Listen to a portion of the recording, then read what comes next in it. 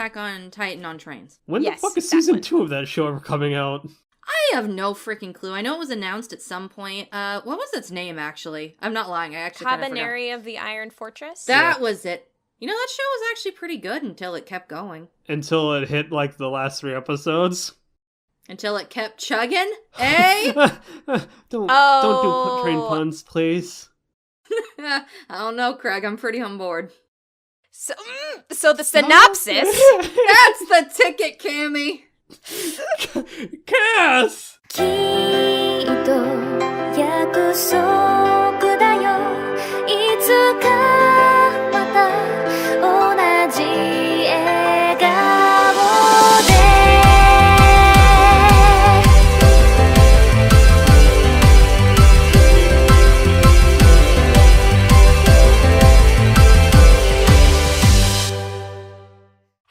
Hello today. Welcome back to The Box, the one and only Annie Chat Box. Today you're tuning in to episode 77 with me, Cammy, your host, and a full house.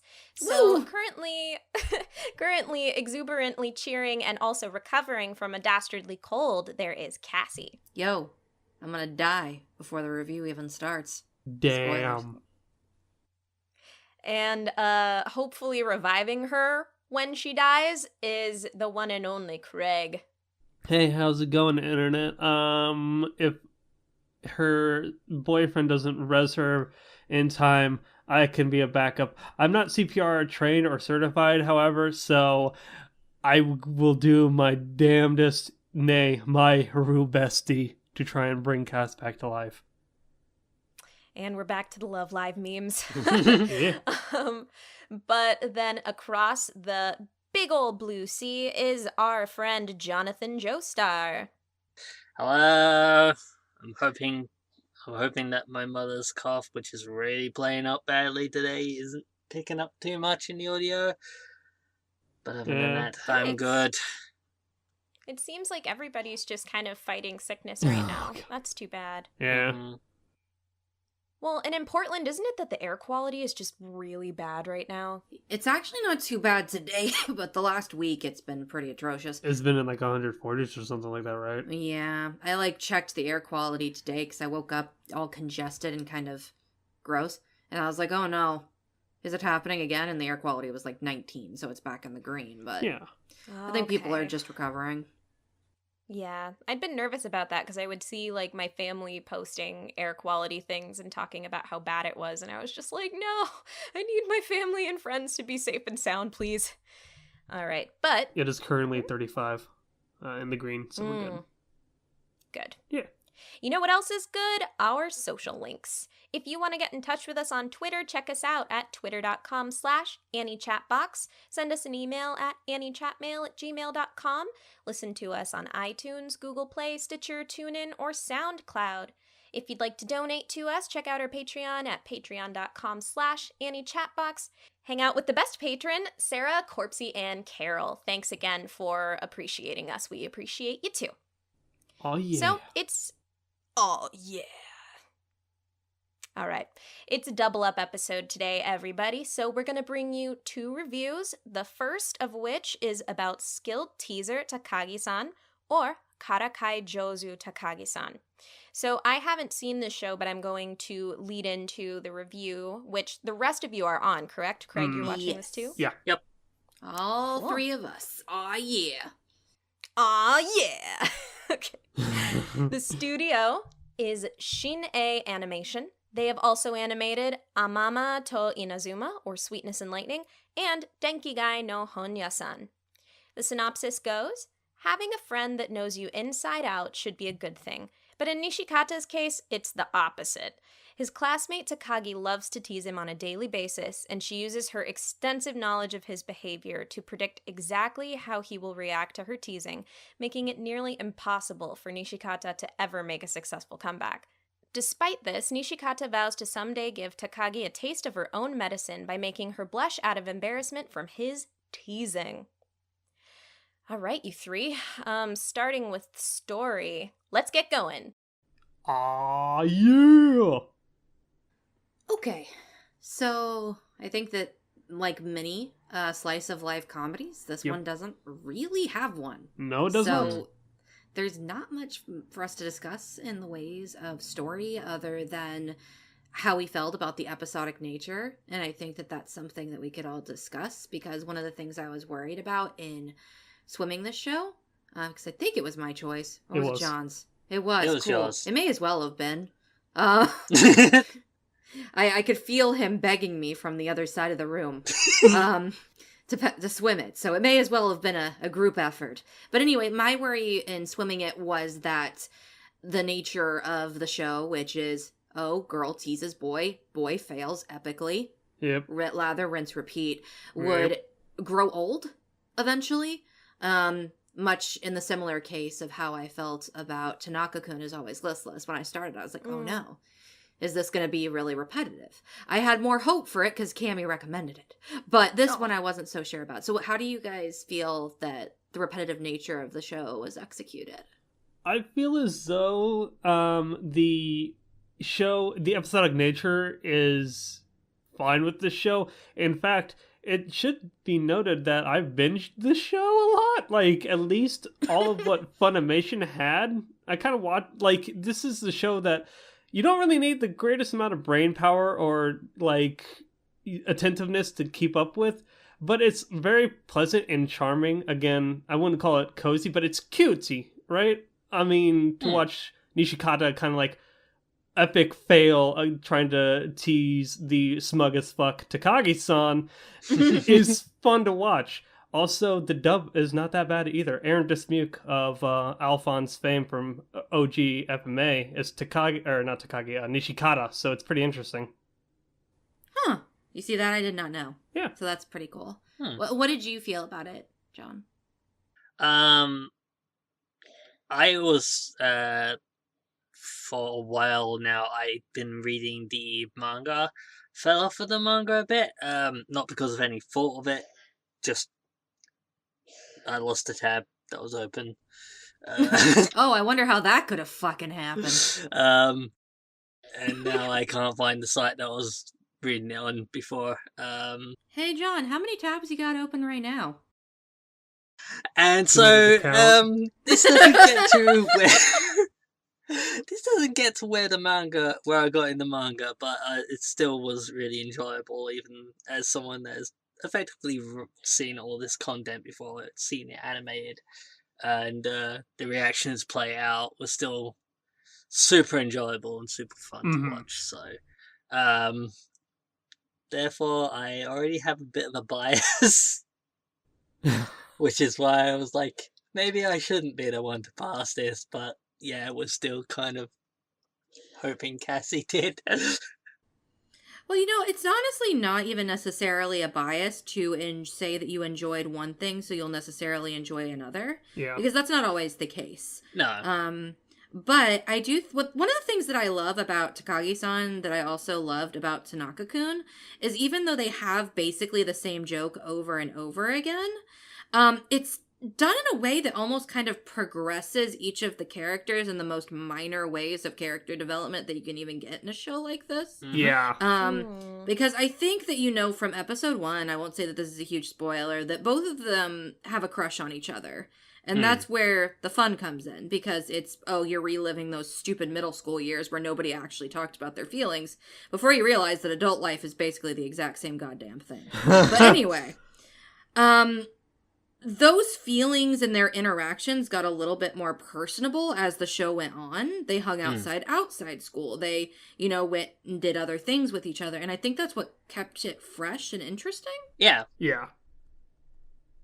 That's how I felt anyway. No, I totally agree. Like, without going into too much detail, they get, like you said, they get a little bit more personal. There's this, just a lot of cute skits, again, that get more personal. I don't know if you consider, like, if it's a spoiler to be like, yo, they get a cell phone at some point, and they exchange cell phone numbers. Yeah, so, like, it's just, like, the settings change, so therefore that helps, much like in Tanaka-kun it was, the character focus changed.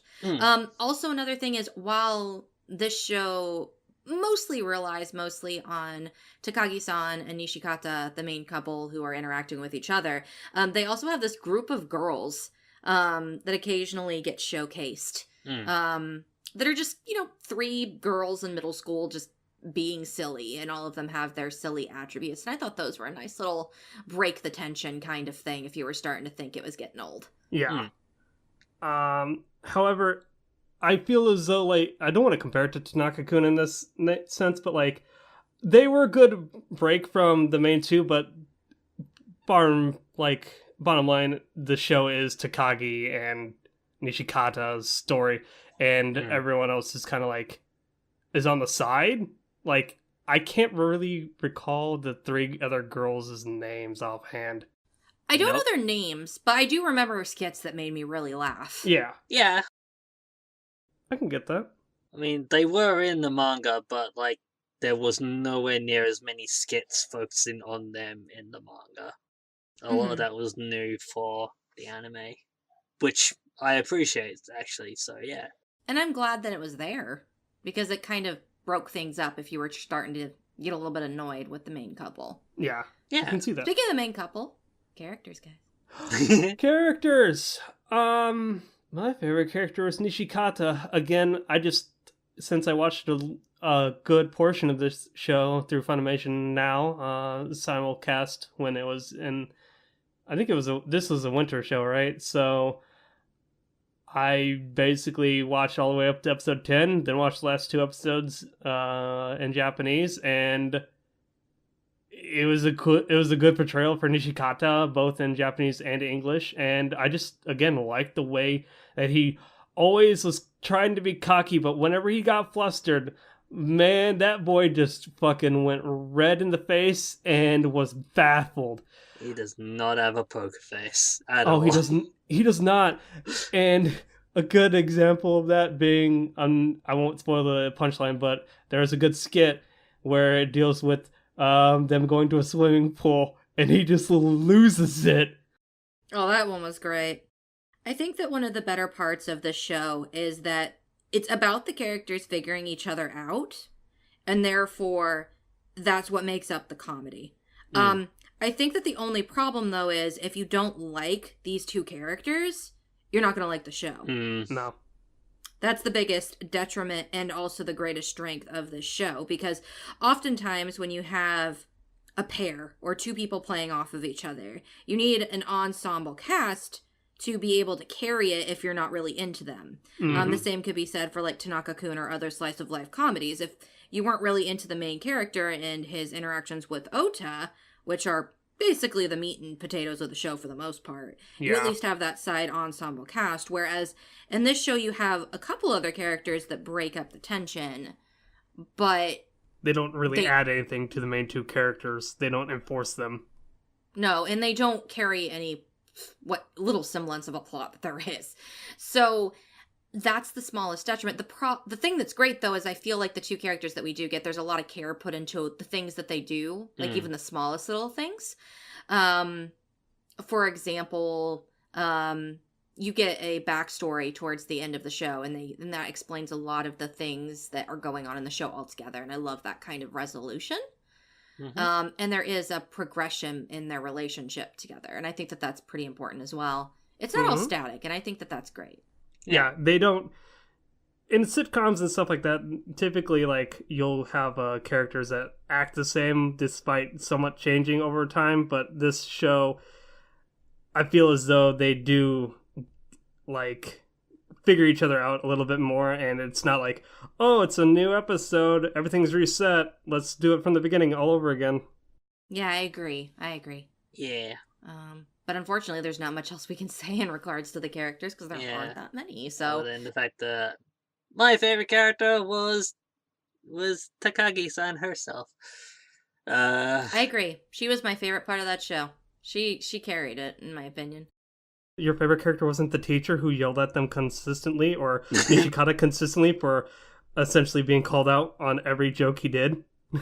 I mean, I loved Nishikata as well, but I just thought Takagi was the main punchline. Yeah. Let's put it this way. Nishikata's reactions were always predictable. What Takagi's next scheme would be was the fun part of the show for me. Mhm. What is she gonna do next to give me this result?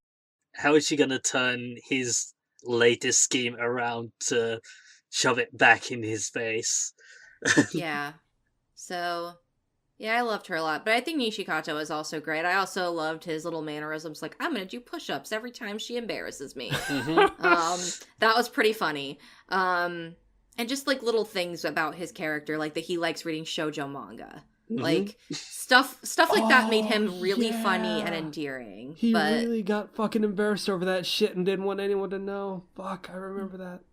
yeah, Nishikata had a lot of things going for him that made him very cute and fun. But I felt Takagi for me, just like, she was the character that made me want to watch the show. 100% Unrequited Love. That was the name of the shoujo manga. That yes, was it. that was yep. Good content. Good content. Speaking of content, production, guys? Very cute and very clean. Again, the character models weren't necessarily like the hardest to do. I mean, Takagi's got a cute design and Nishikata's got big eyes. Takagi's got a big forehead. One of the girls in that trio has big eyebrows, so they're very distinct, the character designs. It's spot on to the original manga, which is something I really appreciate. Like the expressions, the reactions, it's all like fucking spot on. It's like they've used the manga as storyboards and then just animated between them. That's good to hear. Yeah. I really liked the color palette in the show. Did it pop? It was very bright and colorful. Almost everything in this show happened during the day, which is understandable. They're middle schoolers. What are you going to be doing outside at nighttime? They were good kids. We got a bedtime. Yeah, they had a few nighttime scenes, but they were always indoors. So there's this light aesthetic that you're always going to get. And I also really enjoyed the character designs as well. I did, however, think that the animation was very minimal. Yeah. Which is fine for what it is, but it's nothing to write home about. It was serviceable for the show, and I think that it was nice, but I think that the character designs stand out way more than the animation does. Yeah. Craig, you said you listened to the sound direction in the Japanese and the English. So. Yes. I think, again, both voice directions was perfectly fine. They both capture an interesting take. Aaron Dismuke kind of sounds a little old to be what I assume is a 10 to 12-year-old kid, but I mean, I just kind of rolled with it. The Japanese being a little bit higher octave. But when it comes to like the sound production as well as the opening and music, again, cute. Like the opening, very fucking cute opening. I listen to that every single time. I love that opening. Same with the ending. And how they have an instrumental version of the opening in the show just to emphasize the daily lives of these kids going through school, going on summer break, etc., etc. Also, there were multiple different ending songs. Yeah. I'm about 99% sure that the opening of this was the one that I requested for Cammy before I updated it to the Children of the Whales one.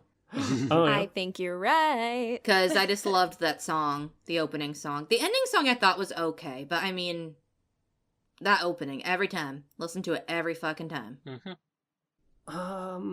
Real quick, I actually brought up a fun fact of this show. The head writer for it, if my sources are right here, Michiko Yokote, he wrote the head writer for Children of the Whales and Shirobako. Huh. Ooh. Yeah. That's actually really neat. And those are very different shows. All three of them are actually really different shows. I guess that goes to show that writer really likes to experiment with his genres, which honestly I think from what I know about Shirobako and from what I saw of Children of the Whales and the show, it's pretty consistent and nice. Yeah, for sure. I like it a lot. I don't, outside of the opening, I didn't really remember any tracks from the soundtrack. I thought it also was serviceable. It's one of those things that seems to happen with slice of life comedy shows where when it comes to animation and music, I feel like 9 times out of 10, I'm just going to shrug and be like, it was serviceable. Yeah, when it comes to those sort of shows, you're really in it just for the character interactions and, like, the character... You're just tagging along with the characters and their daily lives, and... Yeah. Yeah, there's not really any Sakuga moments in this series. Oh, no. God. No, Sakuga. No, Sakuga. Then there's not really any opportunity for it, so there's no call for it, no need for it, so... Yeah. Anything else you guys specifically want to talk about with Takagi-san? I mean, it's a very simple show, but I think where it excels, it really shows in its characters, its character designs. I honestly think we've kind of run the gambit on it. I mean, yeah, I'm ready to go into ratings. Yeah, that's the only thing with this series. It's like, yeah, it's really good. Anything else to say about it? I really enjoyed it. Yeah. Well, John, since you're talking, I guess you can go first. Yeah, so,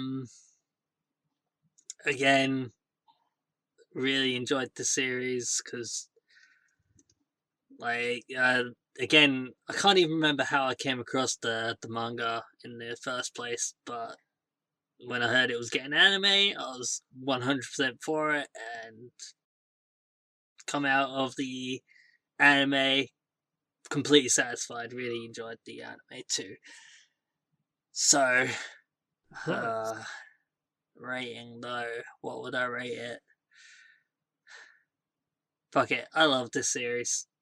Damn. I love Takagi-san.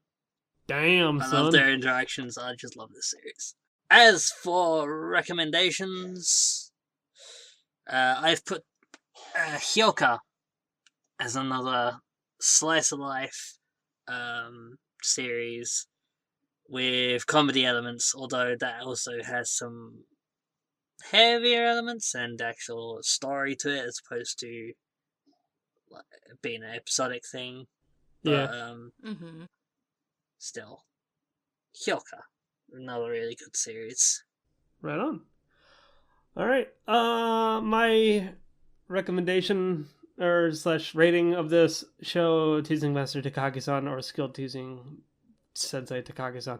I want to say, just first and foremost, I like this show. I didn't expect to really kind of like it as much as I did until I hit episode 8 or 9 when I was watching this show. Kind of like, okay, so to give you all kind of some backstory on what I do here, I'm a data entry specialist, and I work from home a lot, so I like to put on things in the background to kind of just have as background noise, and I just, since I have Funimation now, I threw it on just on a whim, and I did not expect to like it nearly as much as I did.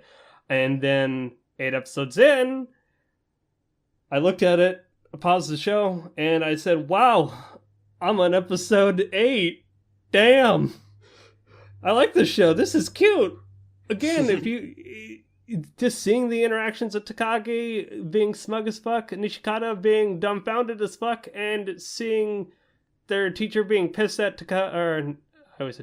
Nishikata for causing a disturbance, and his friends, which I honestly don't remember their names, one being a little nerdy, the archetype of a nerd and an archetype of a fat kid, and those 3 girls, eyebrows, glasses, and third girl.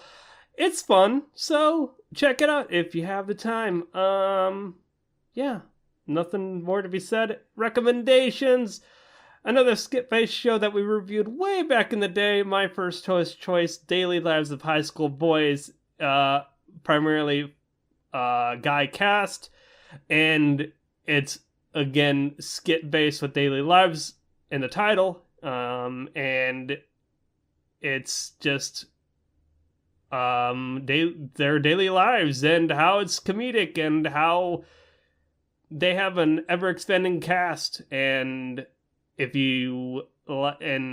obviously a little bit different nature because the ensemble cast is a little bit more fleshed out in daily lives, IMO, but still both very enjoyable shows. Woo! Guess Yeah. it's my turn then. Yep.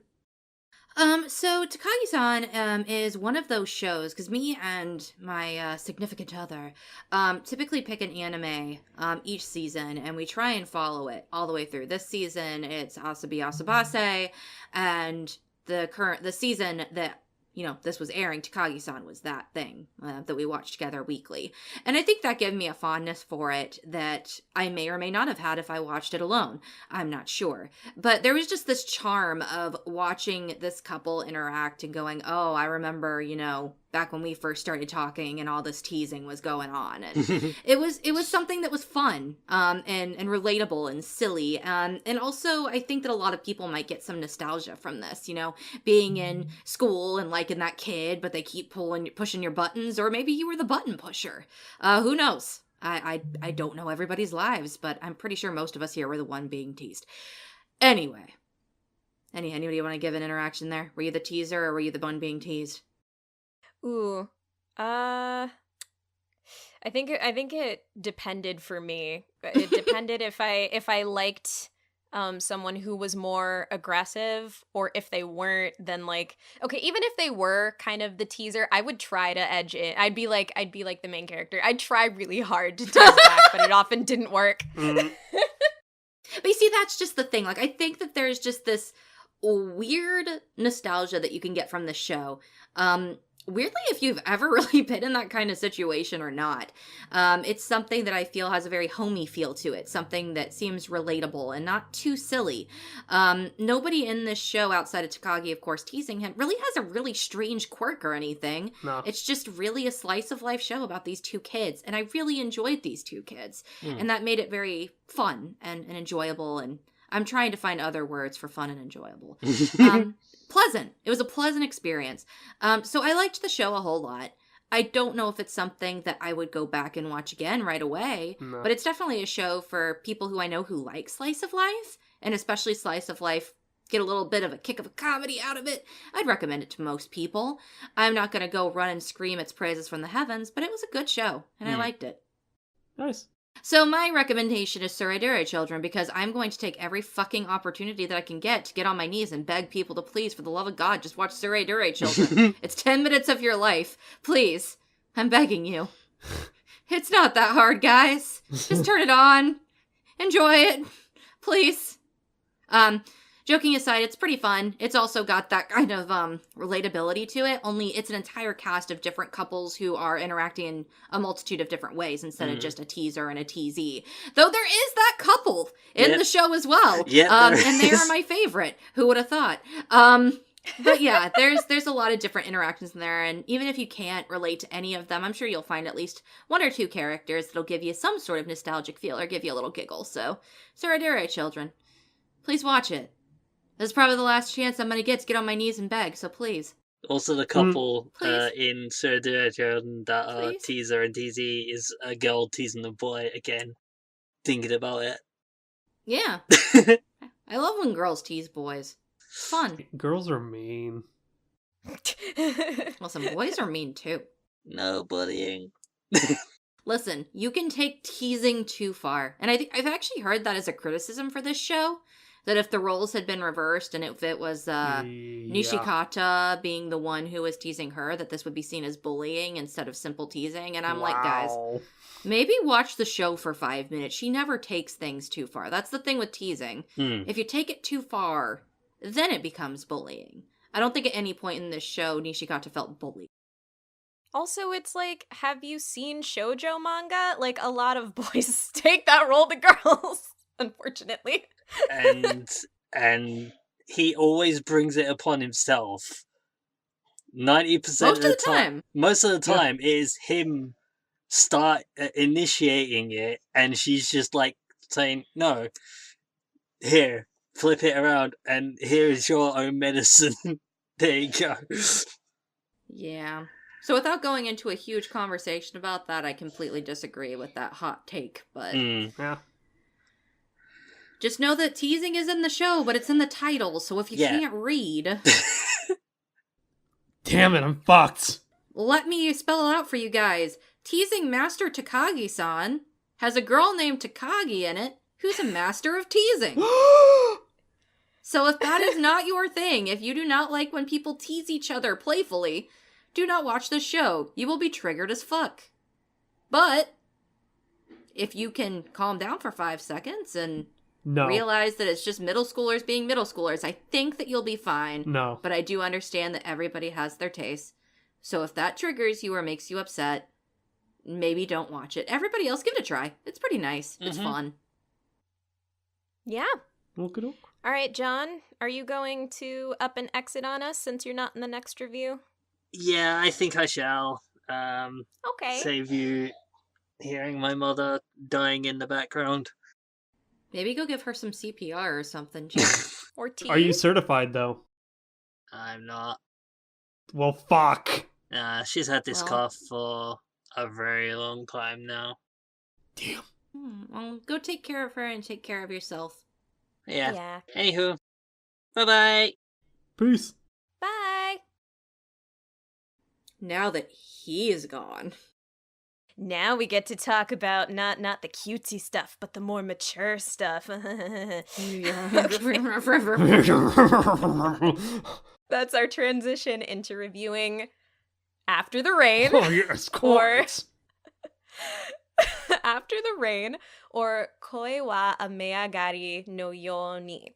Koe wa Ameagari no Yo ni was animated by Wit Studio. You definitely know them for shows including Shingeki no Kyojin, Attack on Titan, and Mahotsukai no Yome, or The Ancient Magus Bride. Also, that one show that had trains and zombies. That one, too. Ooh. Attack on Titan on trains. When Yes, the fuck is that season one. 2 of that show ever coming out? I have no freaking clue. I know it was announced at some point. What was its name, actually? I'm not lying. I actually kind of forgot. Cabaneri of the Iron Fortress. That was it. You know, that show was actually pretty good until it kept going. Until it hit, like, the last 3 episodes. Until it kept chugging, eh? Don't Oh. do train puns, please. I don't know, Craig. I'm pretty on board. So the synopsis. That's the ticket, Cammy. Cass! Akira Tachibana, a reserved high school student and former track runner, has not been able to race the same as she used to since she experienced a severe foot injury. And although she is regarded as attractive by her classmates, she's not interested in the boys around school. While working part-time at Garden Cafe, Akira begins to develop feelings for the manager, a 45-year-old divorced man named Masami Kondo. Despite the large age gap, Kondo shows genuine concern and kindness toward the customers of his restaurant, which, while viewed by others as soft or weak, draws Akira to him. Spending time together at the restaurant, they grow closer, which only strengthens her feelings. Weighed down by these uncertain emotions, Akira finally resolves to confess. But what will be the result? Dun dun dun. Does she confess in the rain? She did. There is a lot of There's rain. a lot of fucking rain in the show, guys. I'm Goddamn glad Wit you got Studios. us back on track, Cammy. You are not allowed to speak yet. You're still in the pun modes right now. So let me just start off, I guess, by saying that story-wise, when I went into this show, I was expecting something akin to a pure romance, and I was surprised pleasantly to find out that there's a lot more here. The narrative kind of blooms into a couple themes. I do think that love and feelings of affection is definitely a theme, but there's also something about just like passion that you have in life and kind of missing out on things, and I guess how you're living, like if you're pursuing what you really care about or if you're just letting it pass you by. And I really liked that the story was deeper than I thought at first glance. But what do you guys think? Am I allowed to talk now? Well, do you have any more train puns? I mean, I could. Please don't be the little engine that could. Just go! Oh, thanks, Cammy. Anyway, Oh my God. Honestly, I think what is really interesting about this show is that, like you said, I enjoyed the fact that it started out as one thing and then became something else entirely. And that part of the story I really enjoyed, especially because, I broke.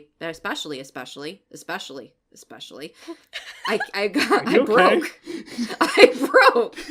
I don't know what I was trying to say. The train punch broke you. The train derailed. It broke down. I need an engineer.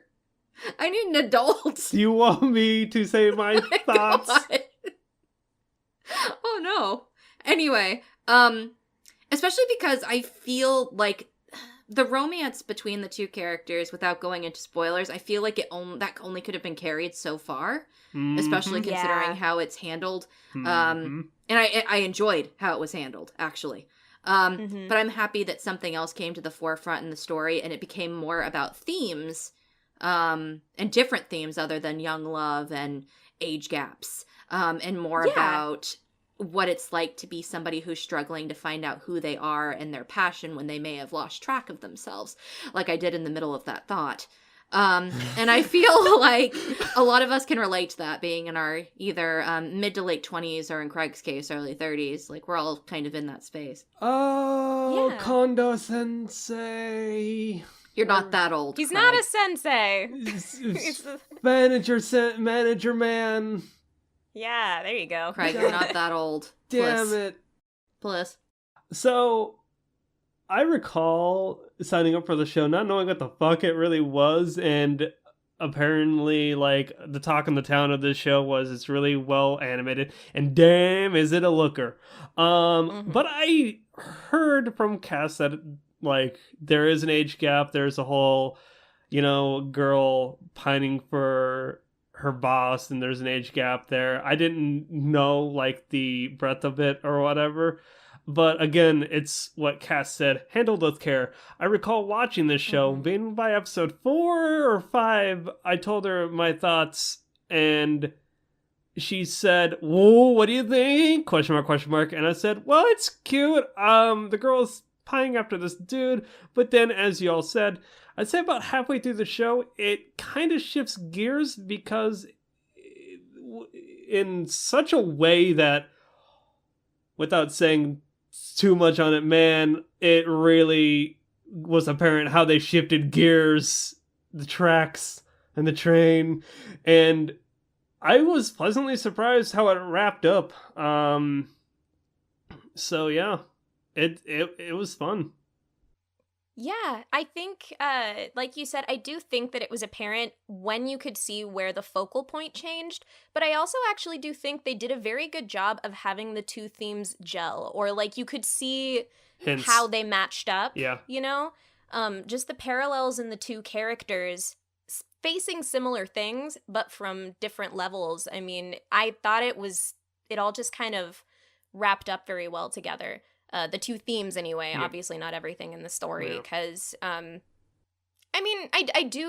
like the way it ended. I think there were very, like, brief narrative bits that they kind of fell off of, like Akira's friendship with, I can't remember her name.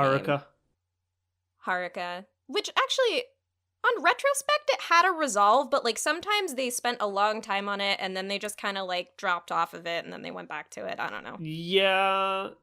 It struck a balance between Akira's life and Kondo's life. Yeah, essentially. Yeah. And a lot of the cast in the restaurant didn't really get that much exposure. Some did, but it wasn't the primary focus. Yeah. I do think it's really good, though, and Cassie, again, you brought this up, the fact that the show does have an ending. And I don't know about you guys, but I mean, I was happy with the ending. I wasn't really left off being like, oh no, I need more, or they really just, like, left a bunch of questions out in the open. Fun fact, I think this manga is actually still ongoing. I think it ended from my research. Wait a tick. I got you. I'm looking. Thanks, babe. Okay, Kessa's got it. I already have it, but I'll let her say it. I mean, if you already have it open, then okay, go ahead. It ended March 19th of 2018 with 10 volumes. It ended on my birthday. Hey. Happy birthday! Other fun facts about this show, the head writer was Deko Akao. He wrote Mysterious Girlfriend X in Origami Aragoto. One of these Wow. things is not like the other. One of these Yep. things just doesn't belong. One has a lot of spit. One of them is creepier than this show, despite, well, no, the premises are just as creepy. But one of them is actually very creepy as compared to After the Rain. The weird thing is that I didn't even find the aspect of After the Rain creepy. Yeah. I think that it was handled well, and I think that if you read the description also, and also in the show, I think what it comes down to with Kondo, at least, is it's more of a concern and Yeah. confusion. And I He's think that very was all confused. handled very realistically to how somebody in that situation may think or feel, which is honestly honestly, it's a breath of fresh air. Yeah. Well, not only that, but like Kondo. Well, we're at this point in character section, aren't we? I suppose. I was going to get to a point, Okay. though, with the question Kiami asked. Yeah. I felt that was handled well, but I think that the themes and the story and everything that had to go with it, including that factor that, you know, some people may find creepy, or the age gap, but also all of the themes that we introduced, I feel like those wrapped up by the end very well. I would agree Essentially, there. yeah. I felt a little unfulfilled in some ways, Mhm. but not as a complete story. I don't know if that makes sense. Like, there's aspects that they introduced that I wanted to know more about. Yeah. And I might just have to go read the fucking manga. Yeah. But Yeah. I think as an anime series, it did fine. Yeah, I was gonna say, I actually looked up the manga ending, and I do like the way that they ended it, but I won't go into spoilers there. Yeah.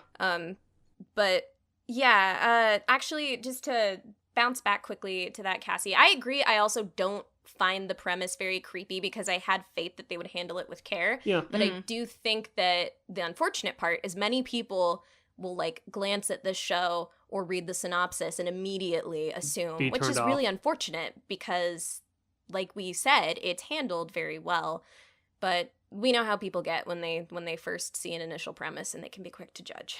It's interesting in the fact that, like, me going into this and hearing about it, and again being told up front that it's handled with care, I can see Tachibana being infatuated with this man because he's, again, I've heard the term, I've never seen a 45-year-old man be so moe before, because that's what he is. He's cute. Like, he's a 45-year-old guy who doesn't know what the fuck he's doing. He apologizes and just acts very sincere towards everyone.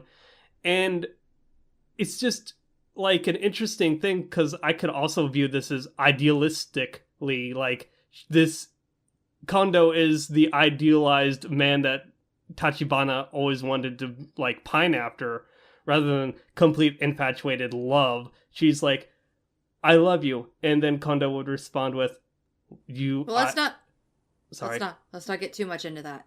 Okay. Because that might be considered a spoiler. But I agree with you for the most part, yeah. Yeah. I don't want to say how he responded, because his response is one of the best part of the show. Yeah, it's very poignant.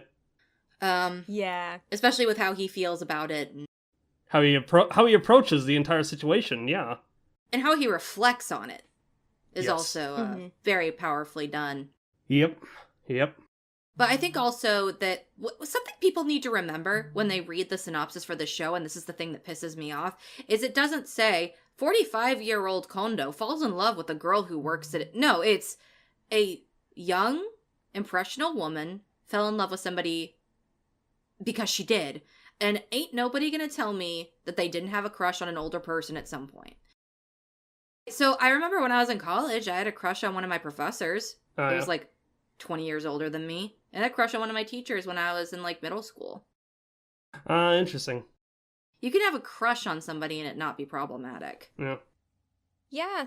And to stick with just getting a little personal here, when I was in college for a brief amount of time, I was interested in a guy who was 9 years older than me, and he was also interested. And I remember talking to my my sister-in-law at the time, and she was just saying that, honestly, like, age is a number. Where people are in life is completely up to them. Yeah. You know, where it's like you think about, oh, a person that's 45 is like this mature like person that has life all figured out, blah blah blah. They've got a steady job, they Yep. would have kids by now, that's what they want. Yep. But like some people in whatever age, they might not know what they're doing. Maybe they are trying to have adventures just like other people that are younger than them. Maybe they don't know exactly what they want. Maybe they're ready to live like non-committally. You never know where someone is coming from purely based on age. That comes down to the person. Oh yeah, it's Yeah. very interesting. Yeah, like, I mean, we're friends with people who have done, like, all walks of life have done different things.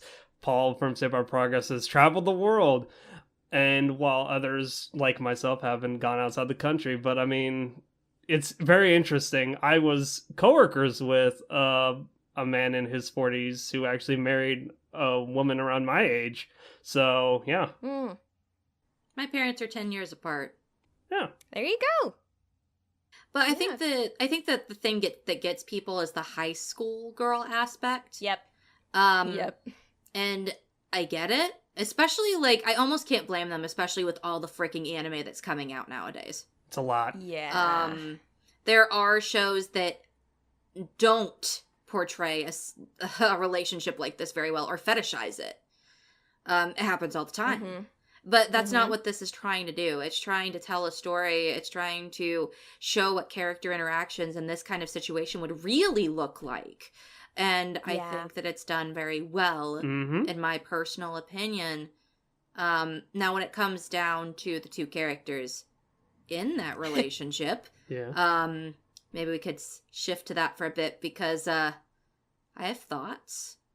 I want Yeah. to know what your guys' Do you are. have feelings? I have thoughts. I have feelings. Yeah. I am so good to shift over Yeah. to characters. Yeah, same. Woo! So actually, I took a bit of notes while you guys were on the other review. Yeah. So do you mind if I spin a little bit Hey. on our two main characters? I want to hear what Go. you say. Go. Chugga chugga choo All right. choo. All right, so we will start with Akira, our main girl, who, especially in episode 1, I realized that her character is narrated by a lot of visual metaphors, like Mhm. very subtle things. She herself is very muted to me in like how her personality is displayed, Mm-hmm. but especially like in the first episode, the first scene that you see of her when she is waking up and going home from school, just like the quiet sound, like how lackadaisical she moves, and a shot of when she is walking down the hill and you see students that are still at school on the track field running while she's walking the other way. You know, we're getting these glimpses of what she's dealing with, and the metaphor, not even the metaphors, like the signals become clearer as the show goes on as well. Case in point, then the shots to her foot, like those little attentive bits, to me is where I found the most of her character. And then these moments were resonant to me, but I thought that her minimal amount of dialogue, to me, I didn't feel like she had a lot of dialogue, and the total lack of internal monologue made her feel kind of rigid and hard for me to understand. Some of her choices, because I didn't understand where she was coming from, also felt kind of selfish. Right. Mm. Yeah, I'm also not a fan of how, and this might be just a personal thing, but I felt like the show often would take small scenes to make her feel like she felt sexualized a little bit to me in spots, and it just rubbed me the wrong way. I think back to particularly a moment when she's sick and she's having a dream and she's like super sweaty and like heavy breathing, and it's like a shot of her in bed, and I was like, do we need this? Could I get maybe like more like dialogue or insight into her again? Yeah. But Yeah. I don't know, that was just me. I thought she was kind of hard to understand, but what about you guys? Cass? I would actually completely agree, and I think that that's one of the things that actually kind of bummed me out, because I was really Mhm. intrigued with her in the first couple episodes. And I felt that a lot of the things that we came to understand about her was from the things that she did more so than what she said, kind of like what Cam Yes. Yeah. mentioned.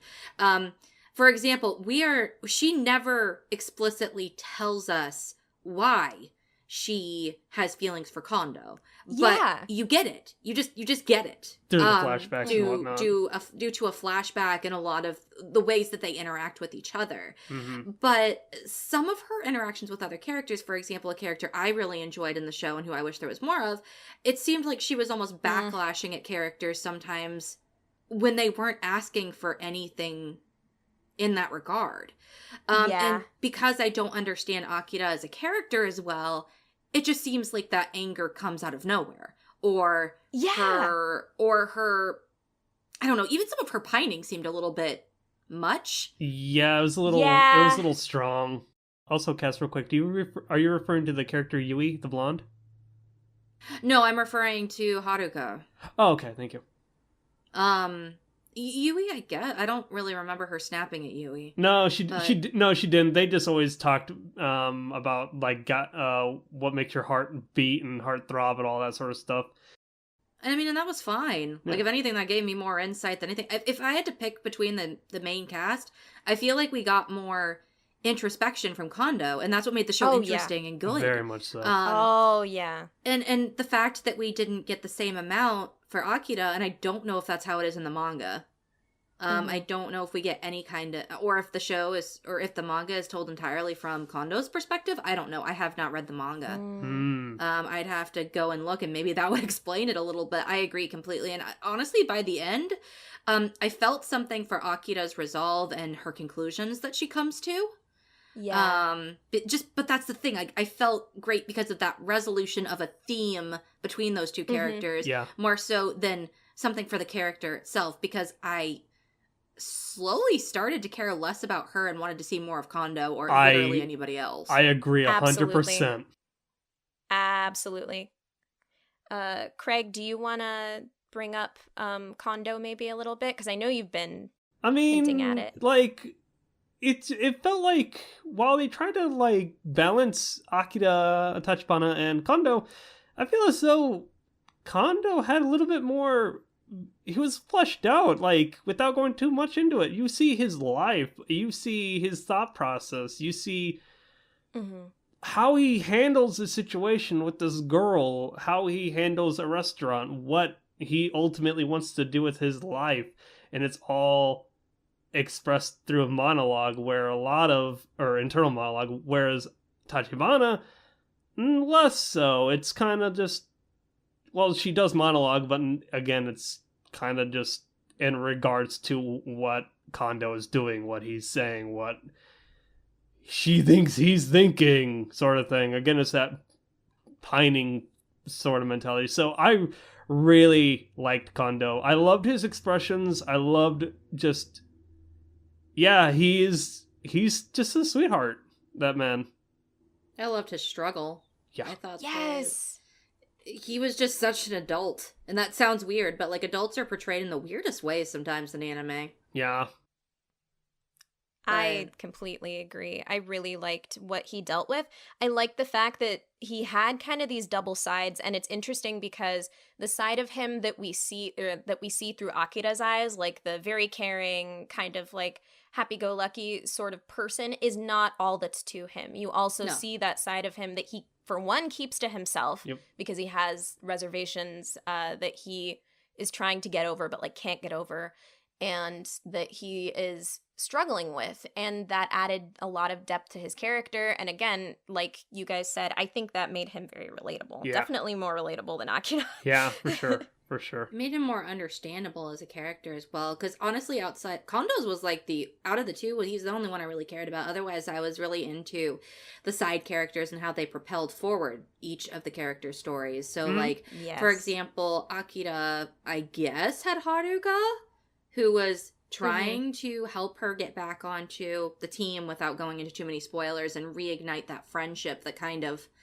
crashed and burned along with Akira's injury. Yep. And at the same time, that foil and parallel you got with Kondo was I think it was his writer friend, whose name I'm forgetting.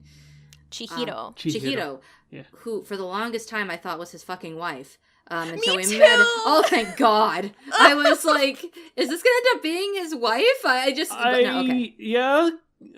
when they brought the name drop that character, I thought the Yeah. exact same. I was like, is this the Oh, point thank where God. this character is more successful in a certain regard? He saw the book on the bookshelf, and then he was like, Chihiro. And then they went to credits, and I was like, it's his wife. I'm calling it. It's his wife. I thought the same, and I'm not going to consider that a spoiler because it's just something we thought. Yeah. I Yeah. don't think it's something that was even intentionally put there for you to think. I'm not sure, but Yeah. that's the conclusion I came to. But the thing is, like, you've got these side characters who are, in their own way, trying to push on their respective main character that's trying to get over this hurdle that they've had in their life that's keeping them stagnant. And while I loved and adored Haruka as a character, she was probably my favorite character because she's the only one who made any goddamn sense most of the time as a character. Outside of course, Kondo and, everybody else. But, like, in Akira's space. Completely. She was the only one who, to me, made a lot of sense and who I completely could sense the motivations of. And I rooted for her. I wanted her and Akira to have that connection again. Yeah. In that same vein, you've got this flip side where his friend Chihiro is also trying to, I guess, help reignite that passion, or at least make him reflect on it. Yep. And what that passion is, I won't go into, I guess, because that's sort of a spoiler. But I do see that Cammy seems to really enjoy that character too. So maybe we could turn over to her. Well, yeah, I loved Chihiro. There were a lot of things that I really liked about him.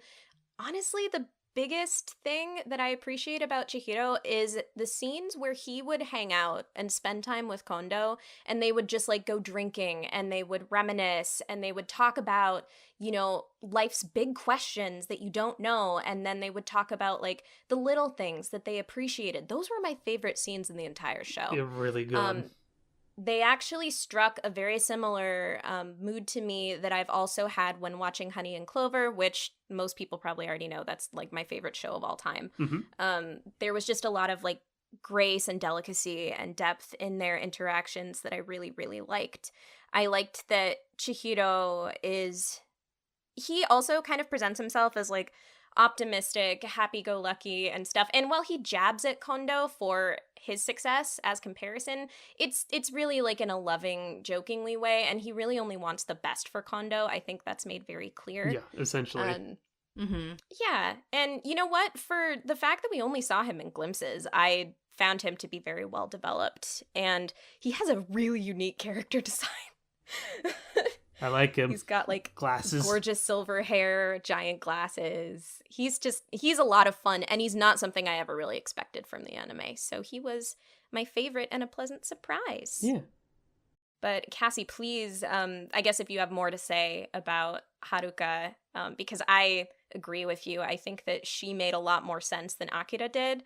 And I even just appreciated the fact that both Akira and her were both, they both had, like, they made mistakes and they did things.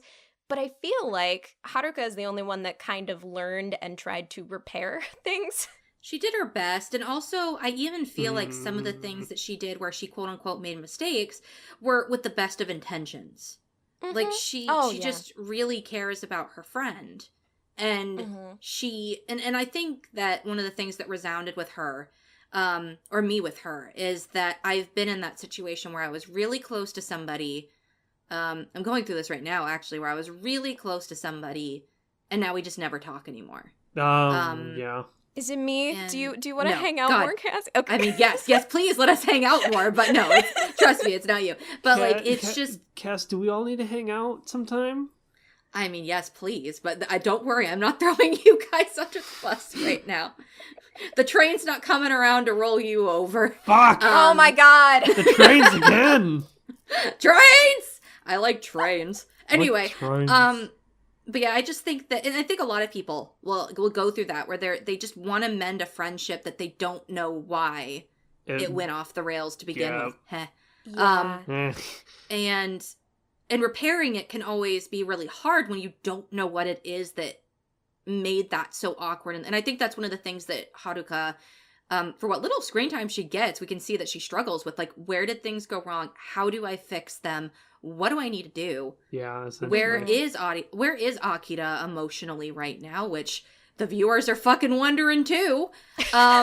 Listen, And- she's just pining after Kondo. And Well, there's Kondo. more going on with Akira's character than that, obviously. Oh, I know. But I'm simplifying. But Haruka is doing her best to figure that out, and it blows up in her face so much. But some of those instances where it does, I felt so much for her as a character, because she just doesn't know what to do. And sometimes that happens in life. Sometimes you lose connections with people, and you don't know what you can do or say to get them back, and sometimes it just makes it worse. Mm-hmm. And that just made it feel really... She just felt like a person. Yeah, human. Yeah. You know, another thing that I noticed about Akira, now that I think about it, most of her development that I enjoyed was influenced by Kondo. Like, a lot of the scenes where she would, like, there's a scene where she is talking to Kondo about a fight, and they go outside and they, like, look at the sun, which is, like, just come out after a storm, and they talk about how things, like, take time and maybe they can be resolved again. Yeah. There's just this little, like, peaceful moment. Like, I like what Kondo teaches her, because I feel like she doesn't teach a lot to herself. No. No. No. No, she does not. Yep. That being said, do you guys want to go into production? Yes. Yes, please. All right, somebody state the obvious. It's Studio Wit. Rain And looks it's sexy. Beautiful.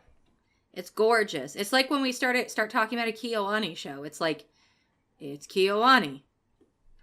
Mm-hmm. Pause. That's it. That's all you got. I also really like the character. Like, again, going back to what I said about Kondo, I like the way they look. The characters look Yes. a certain way. Like, Kondo looks kind of like one of those old, like, drawn manga men with, like, the big, thick eyebrows and the big like, the eyes and whatnot. Whereas... It's like 70s shoujo. Yeah, It's so good. It's so good. Akira's eyes, holy fuck, they're beautiful. It's Akira.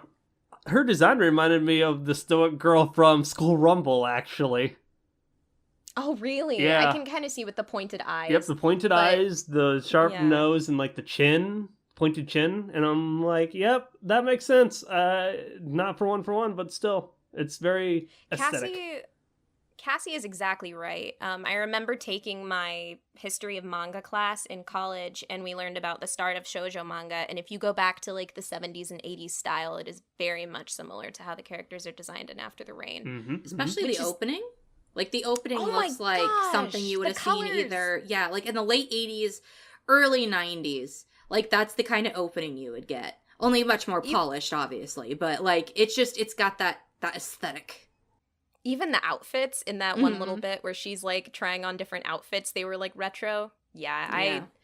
I loved that. That was very refreshing alongside just being beautiful because it was Studio Wit. Yeah. I'm glad you mentioned the rain, Craig, because I think that, I mean, weather is a huge metaphor in this show. It's a lot of symbolism. The show has a lot of symbolisms by it. Yeah, the visual symbolism, and I thought it was really nicely done. Yeah. Although, there was one character design that I hated, and it was the like cranky older waitress at the restaurant. With Oh, you mean the lady yeah. with the thick lips? Yeah, it Yeah, literally like- felt like someone was just like, I'm tired. I've been here 12 hours. I'm just gonna draw this character with stupid big lips and Fuck. it was just very silly. She was just like the stereotypical, like, lady who works at a diner. But it was still I it guess. did, but it clashed, kind of. Because everything else was Yeah. just, like, so pretty, I guess. Mm-hmm. Not that if you find your physical resemblance in that character, I'm not saying you look bad. I'm just saying if everything else is buffered with a fucking, like, waxer and it looks like you haven't been, it just sticks out. Damn. That's what it looks like. It looks like everybody went in there, got buffered, and it got really shiny. It does. Buff face. Also, I have to say, this show has some of the greatest shoujo bubbles that I haven't seen the likes of since Kimi ni Todoke. God Right? It was so shoujo! Every time And the that girl eyes. got infatuated.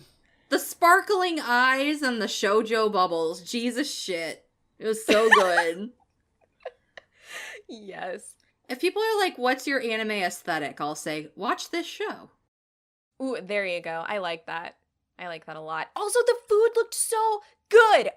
Every time they had like food in the show or dessert, I was like, I need it. Yes, the parfaits. And every time that it would drop or something behind the counter, I'd be like, oh god, that's all the food. Oh damn, that sucks. Yep. Do we want to talk a little bit about maybe some voice acting and music, whatever strikes your fancy? Sure. Yeah. Musically, I think the show was really fucking good. Opening and ending was really fucking good.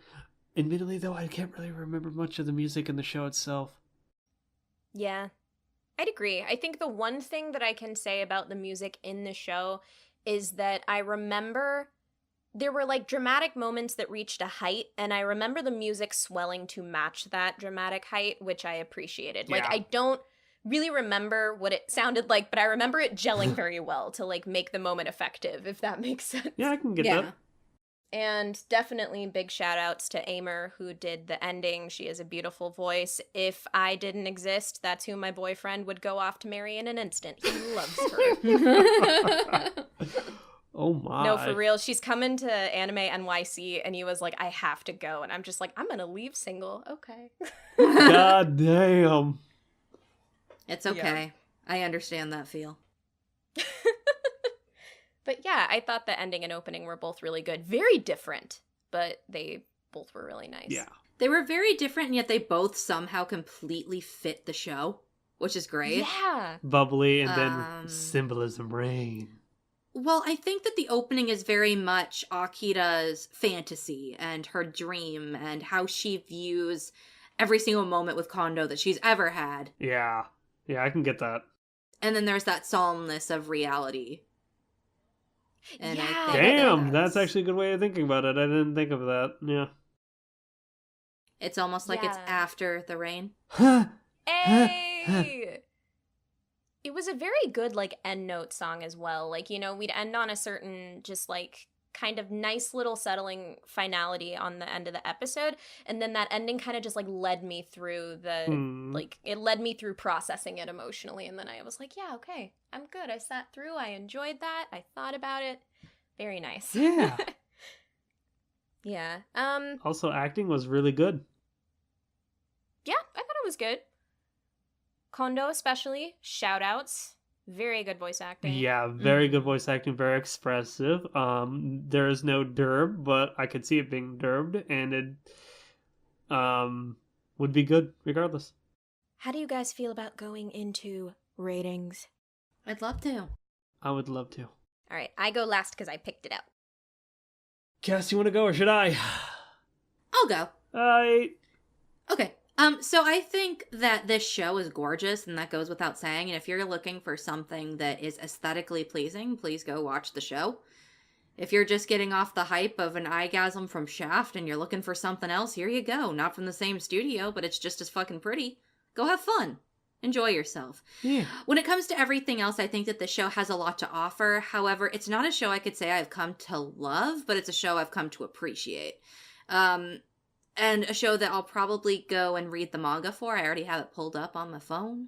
And I'll probably purchase it legally as soon as I freaking can. Because I do think that there's a lot of story elements in this that me as a person, where I am in my life, I could learn a lot from and enjoy a lot of the elements that it's trying to present and pursue. Yeah. I think that I liked the show. I think that I liked it in a lot of ways, and I also think that there were a lot of things that left me a little disheartened, specifically Akira's character. And I'm hoping that the manga can give me a little bit more in that regard. But I do think that it was not a waste of my time. Nah. And I feel like it's definitely something that everybody could come into and maybe come out with something else. So I like it. I'd recommend it to people. Mm-hmm. But I just, go in and see what you personally think. So my alternate anime recommendation is actually a movie by Makoto Shinkai, a director that I really like and who I totally think is not overhyped and who I think is wonderful and great and deserves all of the recognition he fucking gets. Anyway. Are you feeling attacked right now or something? No, it's one of those things, and maybe I can bring this up as a topic someday, but I feel like after Your Name, Makoto Shinkai fell into that, so overrated kind of thing, and I have this conversation with Dominic constantly because he just likes to Oh. make me cry.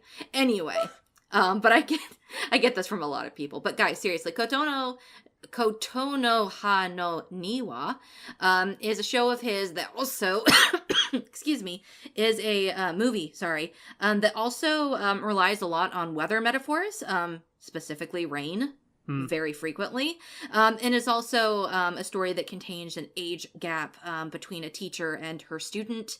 While maybe not as romantically charged, it is also there. And I do think that much like After the Rain, it becomes less about a romance and more about two people finding something in each other that they can learn from. And I think that if you enjoy that about After the Rain, you definitely enjoy that about this movie, if you can get past all the foot fetishism. What is the English name of this movie again? Because I just only know it by Garden of Words. Garden of Words. Thank you. Mm-hmm. I only know it for the rain and the foot. I believe this was a movie that I actually even gave a chance because Cammie had mentioned it, and I really loved it.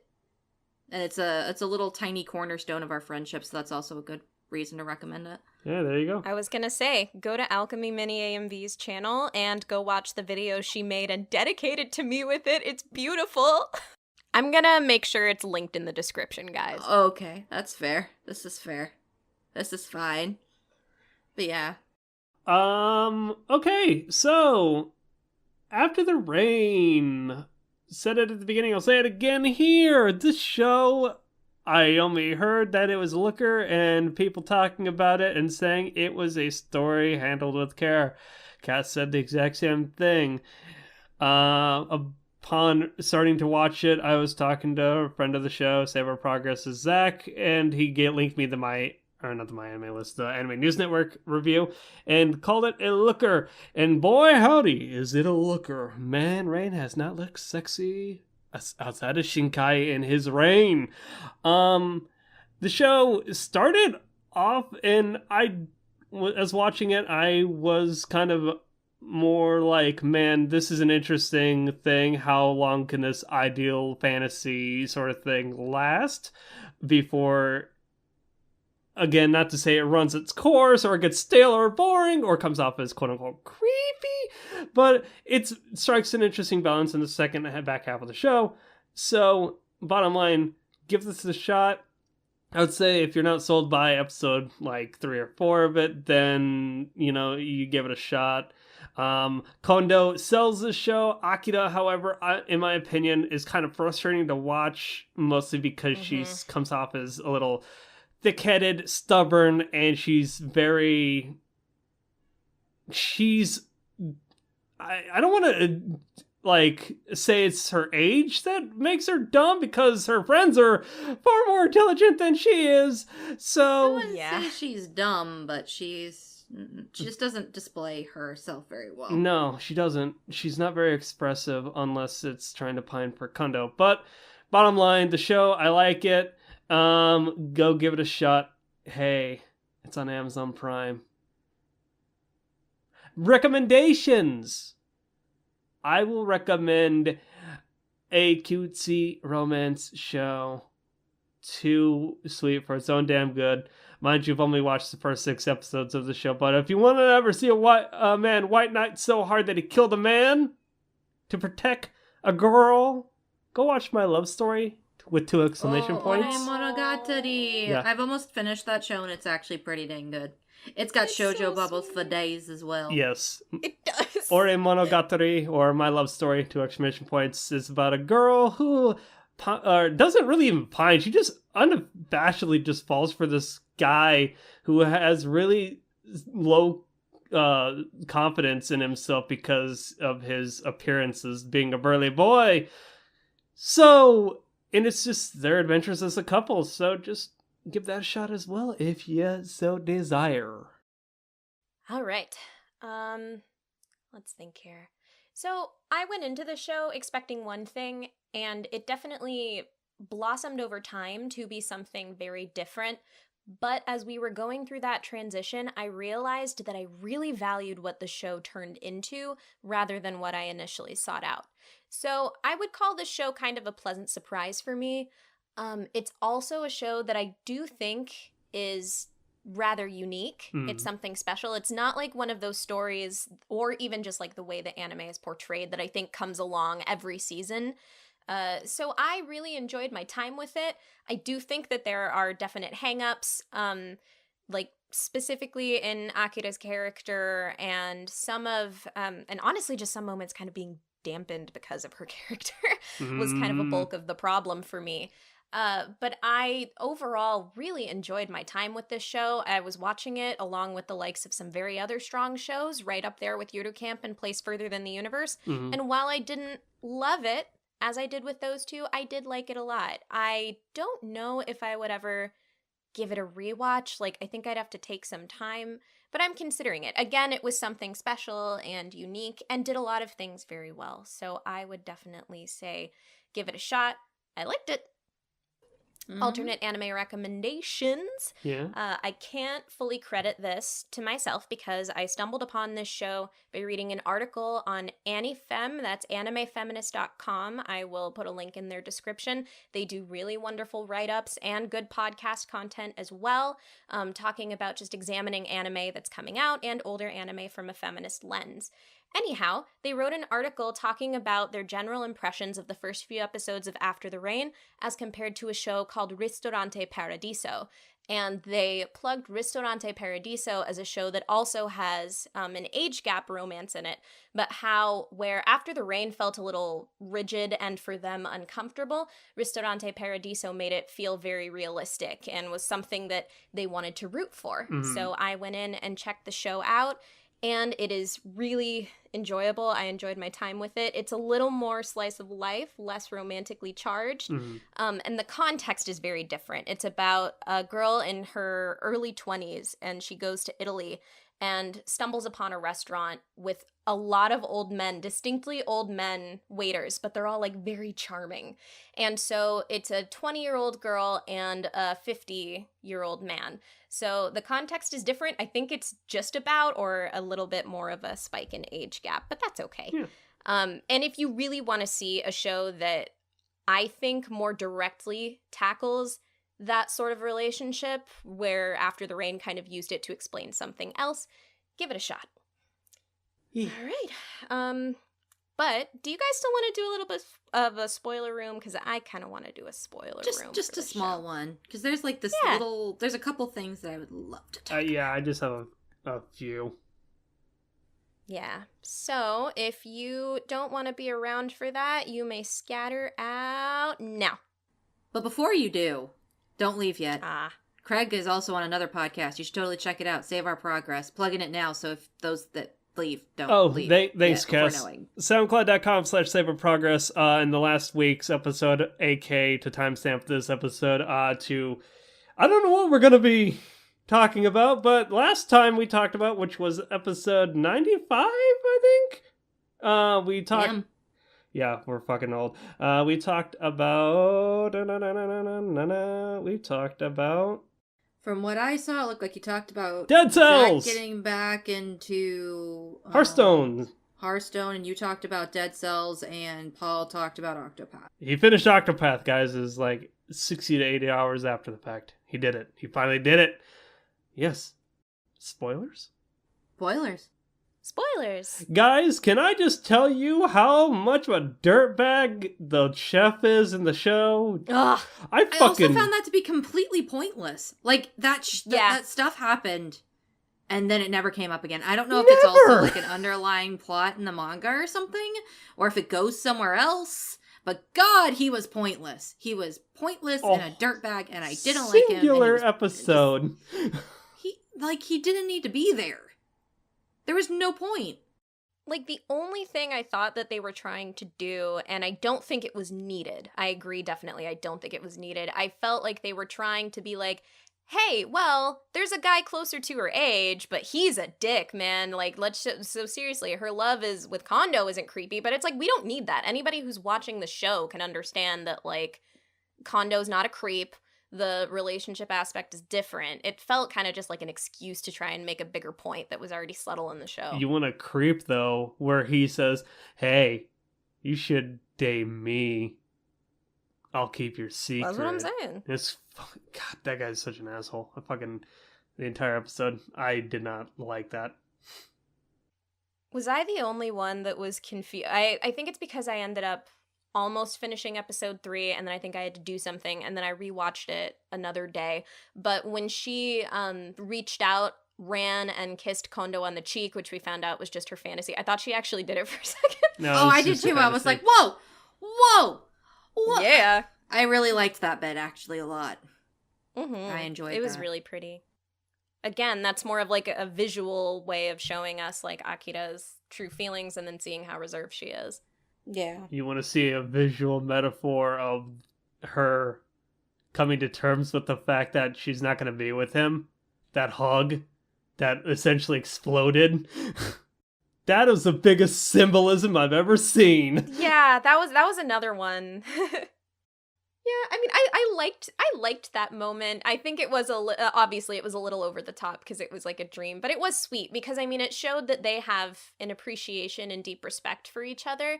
That's a lot more complex, and honestly, that's a lot more complex than something that's romantic, which I really like. There's almost like a mentorship between them. Yeah, I really like that. By that point, I feel as though they transitioned to, I'm pining for you to, I just want to be your friend and support you.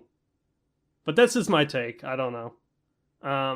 Okay, speaking of friends, and again, I think that Kondo, even for all of his flaws, is portrayed as very human, but I was actually really upset after he hugged her, like, very closely and affectionately in his apartment, and then he backed off and he's like, oh, no, that's just what friends do. And I was like, look, I mean, if she was a little smarter, I wouldn't be mad, but she's fucking dense. Don't tell her that she should expect friends to, like, get up on her like that all the time. Like, some guy walks up to her and is like, we're friends.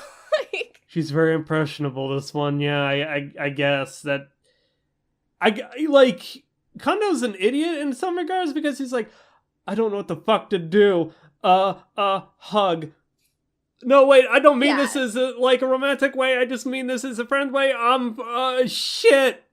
Yeah, like, and I liked that. It was definitely a mistake. I think I was just so mad at him for being that stupid. I was like, dude, you're 45 and she's like 16. You cannot just be like, this is just for, you need to be like, look, I'm in a bad place right now and I just made a not so good decision. I'm sorry.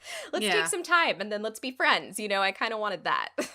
Yeah, that would have been a little bit more mature. And I think that's the thing also is that for as much of an adult as he is, he's also a child.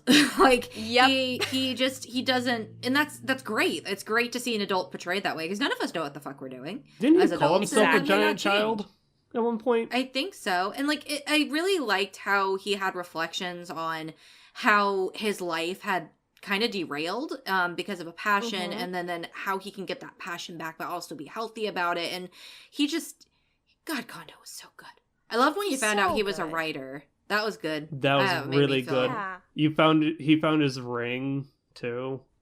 Mm-hmm. I loved seeing him in the library and just like talking to her about different kinds of fiction. Yeah. And then like when they went to that book fair, like you could just really see in those small moments what he cared about. And it was really, really nice. Pretty much. Yeah. I mean, did any of you think that they would get together? Because I mean, no. like, yeah. I didn't think they would necessarily get together, but I did want Kondo to blatantly tell her to move on. I don't think that ever really, because he never really told her specifically no, and it wasn't one of those I didn't really understand her feeling. No, he blatantly knows relatively early on, and I appreciated that as well, because dear God, would that have gotten fucking annoying. Yep. I was fine with it for the first few episodes when he didn't really understand why she was acting the way she was towards him, because I mean, he's a 40-year-old man, of course he's going to be confused.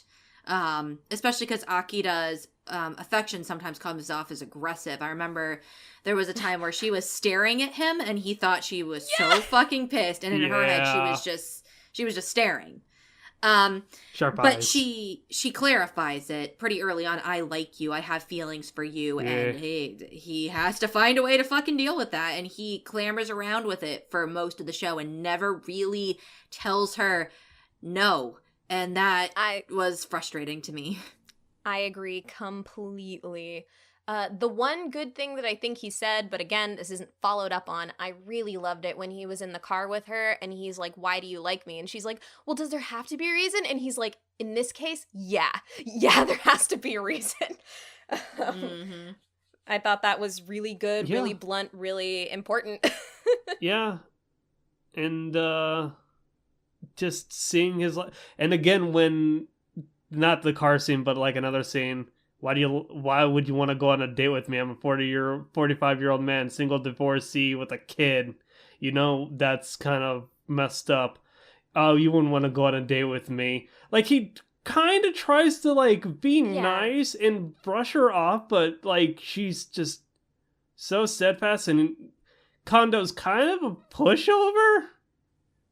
Yep. Which is unfortunate in this regard, but yeah, the car scene kind of, he puts his foot down, but she's still kind of steadfast until he says, let's just be friends, and the show shifts focus to him trying to pursue his dream in a healthy manner while maintaining his responsibilities, and her trying to rekindle her friendship with Hyouka, which that was kind of messy, unlike him trying to become a novelist again. Well, I think that it wasn't necessarily becoming her friends that was the focus. It was her being able to get that passion for running back again. Yeah, okay, yeah. Hyouka was just a part of it. So Hyouka was the one who was pushing her back to pursue those dreams of running, even though she'd gotten off course. And then Chihiro was the one kind of pushing Konda to get back on that course, but in a healthy manner. Yeah. And a lot of the things that Akira does stumps her from being able to go back to running, and it takes her a while to realize that she's even running away from those problems in the first place. Yep. That's one of the big things in the show, and one of the main themes is when you get off track, how do you get back to where you were? Exactly. And and I think that that's done really well. Yep. Yeah. I can't really think of any other particular spoilers unless you guys have some. No, I'm pretty good. I just wanted to rant about the dirtbag guy. I'm glad that you and I were on the exact same fucking page. Wait, one more thing. I don't remember his name, but a blonde dude who had the hots for her. Aww, Dear God, he tried so hard, and he wasn't even creepy about it. He was just so awkward, He's and so I felt earnest. so bad for him.